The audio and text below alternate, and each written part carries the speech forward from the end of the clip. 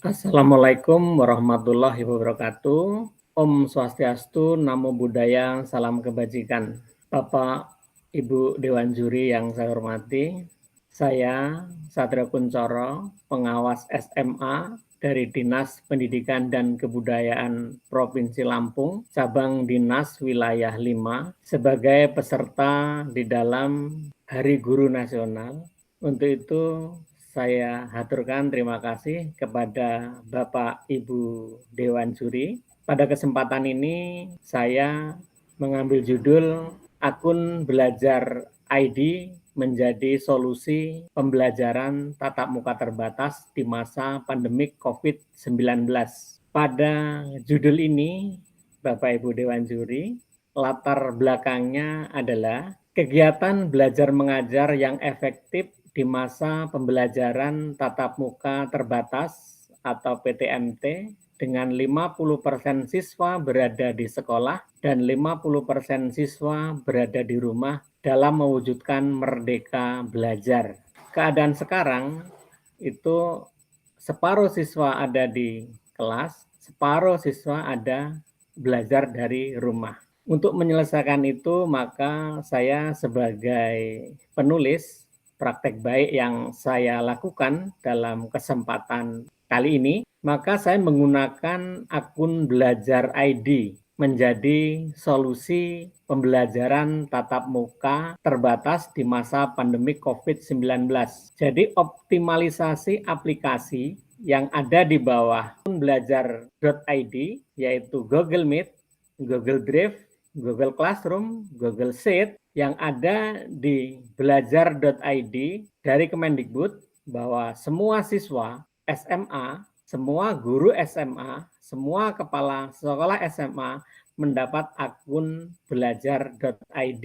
Dari permasalahan yang ada, saya mempunyai praktek baik bagaimana cara mengatasinya, bahwa yang pertama adalah bagaimana mengenalkan akun belajar.id yang kami dapat atau yang sekolah dapat dari Kemendikbud. Pertama adalah bagaimana mengaktifkan akun belajar.id. Untuk itu, pertama kali harus disosialisasikan kepada sekolah. Yang pertama ini saya sosialisasi ke sekolah SMA PGRI. Yang kedua ke sekolah SMA Kartika Tama. Ini SMA Kartika Tama. Yang ketiga ke SMA Negeri 6. Yang keempat ke SMA Yosudarso Metro. Pertama kali kita kenalkan akun belajar.id kepada sekolah binaan. Sambil mengenalkan, saya lanjutkan dengan aktivasi. Bagaimana mengaktifasi akun belajar.id, karena harus diaktifasi supaya bisa dipakai. Setelah diaktifasi, maka akun belajar.id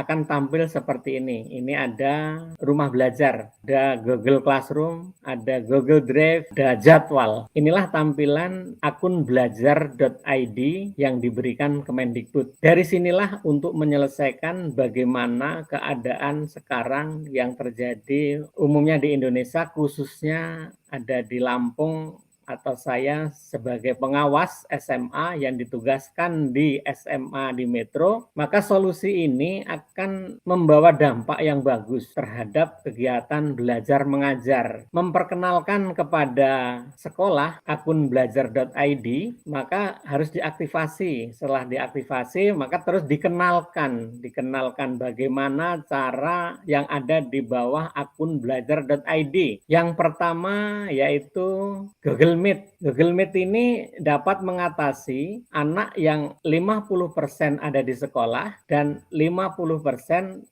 belajar dari rumah. Google Meet ini saya buat banyak artinya satu laptop ada banyak orang. Ini yang lainnya ini adalah peserta. Artinya dari Google Meet kita bisa mengajar yang ada di rumah dan bisa mengajar yang ada di sekolah. Artinya kegiatan belajar mengajar dengan Google Meet kita bisa mengatasi permasalahan yang selama ini tidak bisa dapat dilakukan oleh guru-guru yang ada di SMA Kota Metro. Jadi dengan Google Meet ini yang di rumah dapat ketemu dengan kita, yang di sekolah juga dapat ketemu dengan kita. Kalau kita lihat ke bawah ini Google Meet, yang di rumah bisa melalui Google Meet lihat di monitornya masing-masing. Kalau yang di rumah bisa melihat monitornya masing-masing, kalau yang di sekolah bisa lihat ke papan tulis. Jadi dalam suatu saat, artinya dalam saat yang sama, yang di sekolah juga bisa ketemu, yang di rumah juga bisa ketemu. Ini Google Meet. Lanjutnya yaitu Google Drive. Google Drive itu kalau seandainya materi atau tugas-tugas atau yang akan dikirim melalui Google Drive. Nah, ini Google Drive. Google Drive ini drive-nya. Maka di sini ada 2 drive.